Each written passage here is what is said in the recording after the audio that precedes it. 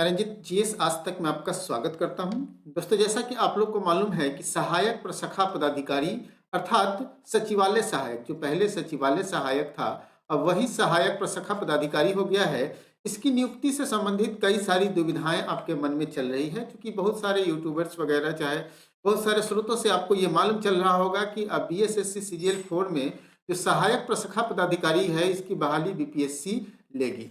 मैंने भी इस पर वीडियो बनाया था, चूंकि इस तरह का आया था न्यूज़, तो मैंने भी आप लोग को अवेयर किया था। लेकिन आज इस वीडियो में मैं सारी दुविधाएं आपके दूर करने वाला हूं। आज मैं इस वीडियो में आपको बताऊंगा कि सचिवालय सेवा के द्वारा जो पत्र निर्गत किया गया है वो क्या है, क्या प्रक्रियाएं होती है, बहाली की प्रक्रियाओं में बदलाव लाने के लिए संघ का लेटर क्या है, और साथ साथ यह भी बताएंगे कि बीपीएससी से नियुक्ति हो रही है, इसकी मांग क्यों इसका मांग किया जा रहा है, और यह भी इस पर जानने का चर्चा करेंगे कि अब बीपीएससी से या बीएसएससी से होगी बहाली। तो यहाँ स्पष्ट है कि अब बिहार कर्मचारी चयन आयोग अर्थात बीएसएससी से ही होगी बहाली। ठीक है, तो हम लोग सारे दुविधाओं को क्लियर करने वाले हैं इस वीडियो में। काफी महत्वपूर्ण वीडियो होगा, वीडियो को अंत तक देखें। अगर हमारे चैनल पर नए हैं तो इसे सब्सक्राइब कर ले और बेल आइकन का बटन जरूर दबाएं ताकि आने वाली वीडियो का नोटिफिकेशन आपको सबसे पहले मिले। दोस्तों, जैसा कि आप लोग को मालूम है कि बिहार एसएससी, ठीक है, बिहार एसएससी के अंतर्गत सहायक प्रशाखा पदाधिकारी अर्थात सचिवालय सहायक का जो पद है वो काफी महत्वपूर्ण पद है। ठीक है, और ये महत्वपूर्ण पद की बहाली बीपीएससी से कराई जाने की मांगे चल रही है। कई वर्षों से यह मांगे चल रही है, लेकिन अब ये क्लियर हो गया है कि सीजीएल 4 के साथ इसकी वैकेंसी आने जा रही है बीएसएससी के माध्यम से। तो हम लोग डिस्कस करेंगे कि बिहार सचिवालय सेवा संघ का जो लेटर है वो क्या है, क्यों बीपीएससी से नियुक्ति की मांग हो रही है, संघ की क्या है प्रक्रियाएं, हम लोग बीपीएससी से नियुक्ति कराने के लिए क्या क्या प्रक्रियाओं से गुजरना पड़ेगा, इस पर चर्चा करेंगे। और साथ साथ यह जानेंगे कि बीपीएससी से होगी या फिर बीएसएससी होगी इसकी परीक्षा, और लास्ट में हम लोग अपना निष्कर्ष जानेंगे कि क्या होगा। तो सभी चीजों को काफी इसमें क्लियर करने वाले हैं, काफी आपकी दुविधाएं जो है वो क्लियर हो जाएगी इसमें। सबसे पहले हम लोग संघ के लेटर से चर्चा करते हैं। तो बिहार सचिवालय सेवा संघ का एक लेटर आप लोग देख रहे होंगे, ठीक है, और ये लेटर बिहार सचिवालय सेवा संघ के द्वारा हाल ही में 26/12 को निर्गत किया गया है। ठीक है, कब निर्गत किया गया है? ये 26/12 को निर्गत किया गया है, और इसमें प्रधान सचिव सामान्य प्रशासन विभाग पटना को लिखा गया है। और इसमें कहा गया था कि बिहार सचिवालय सेवा संघ की मूल कोटि में जो सहायक प्रशाखा पदाधिकारी की नियुक्ति बिहार लोक सेवा आयोग के द्वारा संयुक्त प्रतियोगिता परीक्षा के माध्यम से कराई जाने के संबंध। ठीक है, तो सीसीई कंबाइंड कॉम्पिटिटिव एग्जाम जो बीपीएससी के द्वारा लिया जाता है, जिसमें एसडीएम डीएसपी की बहाली होती है, उसी के थ्रू इसको भी अलग से करवाने की मांग की गई थी। और ये 26/12/2000 को इसकी मांग रखी गई थी। ठीक है, अब देखिए इसमें क्या हुआ कि ये तो मांग रखी गई, क्योंकि मांग रखने के पीछे रीजन क्या था इस पर भी हम लोग चर्चा कर लेते हैं। देखिए ये लेवल 7 का पद है। ठीक है, इसके जॉब प्रोफाइल से संबंधित अगर आप जानना चाहते हैं इसके जॉब प्रोफाइल, तो इसका वीडियो ऑलरेडी अपलोड किया हुआ है। आप उस वीडियो को देखकर आप सारे तथ्यों को अच्छे से बारीकी से समझ सकते हैं, जान सकते हैं। तो लेवल 7 का पद है, और लेवल 7 के कई सारे पद पर बहाली बीपीएससी करता है। ठीक है, और चूंकि अब ये सहायक प्रशाखा पदाधिकारी हो गया है, इसकी नियुक्ति बीपीएससी से मांग को लेकर के चल रही है। क्योंकि आप लोग को पहले भी मालूम होगा कि बीपीएससी के माध्यम से बीएसएससी के कई सारे पदों पर बहाली की जा रही है। उसमें उसके जो बहाली की प्रक्रियाएं थी उसमें संशोधन करके किया जा रहा है। तो कई वर्षों से ये मांग चल रही है कि भाई सहायक प्रशाखा पदाधिकारी है, इसकी भी बहाली अब कर्मचारी चयन आयोग से न करवा करके किससे करवाया जाए? बीपीएससी के माध्यम से करवाया जाए। तो नियुक्ति के संबंध में जो मांग है इनकी, अब इनके मांगों को भी देख लेते हैं एक बार नजर दौड़ा करके, आखिरकार इनकी मांग क्या है। तो देखिए मांग क्या है कि क्यों बीपीएससी से इसकी नियुक्ति की मांग हो रही है, यह भी एक मन आप में आपके प्रश्न चल रहे होंगे।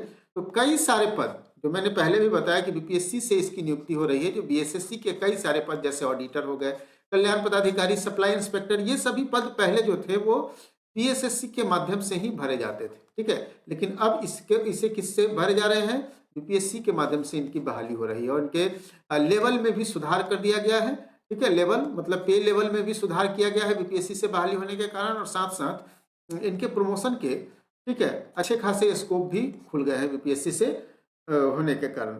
सबसे पहला बात है कि देखिए अब ये तो मांग की जा रही है क्योंकि अब ये सहायक प्रशाखा पदाधिकारी हो गए, असिस्टेंट सेक्शन ऑफिसर हो गए। अब इनके नाम में ऑफिसर जुड़ गया है, पदाधिकारी जुड़ गया है, तो पदाधिकारी की बहाली आपको मालूम होगा कि कोई भी पदाधिकारी की बहाली बीएसएससी के माध्यम से नहीं होती है, ठीक है।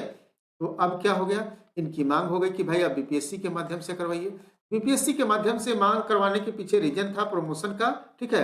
प्रमोशन के वहां स्कोप हो जाएंगे, क्योंकि इनका मांग है कि अब सहायक प्रशाखा पदाधिकारी की बहाली जो की जाती है, तो प्रमोशन इनका स्कोप जो है, प्रमोशन का स्कोप क्या है, इसको आप लोग थोड़ा सा देखेंगे तो हमारे इस वीडियो में, जब प्रोफाइल वाले वीडियो में क्लियर किया गया है। तो प्रमोशन के स्कोप में इनको है कि भाई हमें एसडीएम भी बनाइए, ठीक है। क्योंकि आप हमें ज्वाइंट सेक्रेटरी तक ले जा रहे हैं, तो फिर हमें एसडीएम क्यों नहीं बना रहे हैं, तो एसडीएम की भी मांग है। तो इसीलिए इनकी नियुक्ति जो है बीपीएससी से करने की मांग चल रही है कि भाई हमें इस पर भी ले जाइए, उसके बाद हमको ज्वाइंट सेक्रेटरी, डिप्यूटी सेक्रेटरी जिस पद पर बनाना है बनाइए, लेकिन एसडीएम का पोस्ट भी हमें मेरे प्रमोशनल स्कोप में दीजिए। यह भी मांग चल रही है। इसी के कारण जो है बीपीएससी से कराई जाने की बात चल रही थी। अब प्रक्रिया क्या है, क्या करना होगा इसके लिए, तो देखिए सबसे पहले नियमावली जो है, इसका संशोधन नियमावली 2007 और 2010, ठीक है। 2007 और 2010 का जो नियमावली है सचिवालय सहायक बहाली भर्ती प्रक्रियाएं सेवा शर्तें से संबंधित, उसमें करना होगा भारी संशोधन, ठीक है। भारी संशोधन करना होगा। संशोधन करने के लिए भाई 1-2 महीने या 5 महीने, 2 महीने या 3 महीने में तो नहीं होगा। इस पर एक कमेटी बनेगी, कमेटी सिफारिश करेगी, तब जाकर इसको फिर कैबिनेट में ले जाया जाएगा, ठीक है। कमेटी सिफारिश करने के बाद कैबिनेट में ले जाया जाएगा, कैबिनेट में इसकी मंजूरी मिलेगी। कैबिनेट में मंजूरी मिलने के बाद फिर इसको गजट में प्रकाशन किया जाएगा राज्यपाल महोदय के द्वारा, ठीक है। तब जाकर यह नियमावली बनेगी, फिर नया नियमावली आ जाएगी, ठीक है, नियमावली आ जाएगी। अब नया नियमावली आएगी, तब जाकर इसकी बहाली बीपीएससी के माध्यम से होगी। तो ये सभी प्रक्रियाएं होने में समय लगेगा, 1-2 साल का समय लग सकता है, ठीक है। इसीलिए जो बीएसएससी सीजीएल 4 की बहाली आ रही है, बीएसएससी सीजीएल 4 की जो बहाली आ रही है, इसमें कम संभावनाएं हैं, मतलब संभावनाएं ही नहीं है कि प्रशाखा पदाधिकारी, सहायक प्रशाखा पदाधिकारी, असिस्टेंट सेक्शन ऑफिसर की बहाली कराई जाए बीपीएससी के माध्यम से, क्योंकि ये सभी प्रक्रिया जब तक पूर्ण नहीं होगी तब तक कुछ भी संभव नहीं है। अब प्रक्रियाएं आप लोग समझ गए। अब बीपीएससी क्या होगा, अब बीपीएससी या फिर बीएसएससी लेगी परीक्षा, तो स्पष्ट है। देखिए उपरोक्त जो भी मैंने प्रक्रियाएं अभी चर्चा किया है, उस प्रक्रियाओं में समय लगेगा। होगी पूर्ण कब होगी बीपीएससी, तभी लेगा जब उपरोक्त प्रक्रियाएं पूर्ण होगी। वैकेंसी फरवरी में आने की प्रबल संभावना है, जैसा कि आप लोग देख भी रहे हैं। काफी वैकेंसी का आपको वैकेंसी जो है वो सभी डिपार्टमेंट से रोस्टर वाइज मांग लिया गया है, ठीक है। और नई आरक्षण नीति के अनुसार आ रही है, नई आरक्षण नीति के अनुसार आ रही है। इसी कारण थोड़ा विलंब हो रहा है, क्योंकि नई आरक्षण नीति के अनुसार सीटों को अरेंज करना पड़ रहा है, ठीक है। तो इसी कारण इसमें थोड़ा सा विलंब हो रहा है, नहीं तो अभी तक वैकेंसी आ गई रहती। तो फरवरी महीने में प्रबल संभावनाएं हैं कि आपका इलेक्शन का नोटिफिकेशन से पहले, जो सेंट्रल गवर्नमेंट का इलेक्शन का नोटिफिकेशन है उससे पहले आपको आ जाएगी, ठीक है। तो इतनी जल्दी, अब आपके पास लगभग 1 माह का समय है। इस 1 माह में जो मैंने ये 4 प्रक्रियाएं बताया, 3-4 प्रक्रियाएं बताया, इन 3-4 प्रक्रियाओं को गुजार कर कैबिनेट की मंजूरी लेकर गजट प्रकाशन करके नियमावली में संशोधन किया जाना संभव नहीं है, ठीक है। तो इतनी जल्दी प्रक्रिया पूर्ण होना भी संभव नहीं है। पहले भी कई बार इसकी मांग हो चुकी है। हालांकि देखिए ये पहली बार कोई मांग नहीं किया गया है बीपीएससी से, इसकी नोटिफिकेशन से संबंधित या इससे बहाली से संबंधित कई बार मांग की गई। जब इसका नाम सचिवालय सहायक था तभी इसको बहाली कराने की प्रक्रियाएं जो है बीपीएससी से कई बार मांग की जा चुकी है। तो ये मांग था और इस पर मांग पर विचार किया जाएगा, तब जाकर बीपीएससी के माध्यम से बहाली होगी। तो अब निष्कर्ष यही है, आपका जो बीएसएससी सीजीएल 4 की जो बहाली आ रही है, ठीक है, कंबाइंड ग्रेजुएट लेवल 4 की जो बहाली आ रही है, इसमें एएसओ के पद की बहाली बीएसएससी के माध्यम से ही होगा। मतलब बिहार एसएससी, बिहार कर्मचारी चयन आयोग ही बहाली लेने जा रहा है सहायक प्रशाखा पदाधिकारी की, और लगभग 400 से 800 पद सिर्फ सहायक प्रशाखा पदाधिकारी के एएसओ के होंगे, ठीक है।